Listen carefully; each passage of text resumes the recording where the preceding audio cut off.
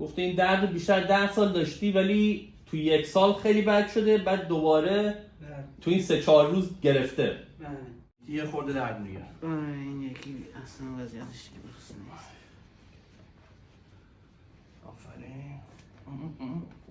آفرین. میدونم و حس بکنی اون باز شده باشه خودم. آفرین. بیرون. آفرین.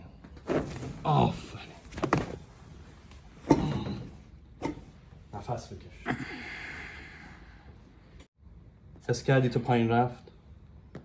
بله. این پایین رو حس کردی ترکید؟ باز شد؟ بله.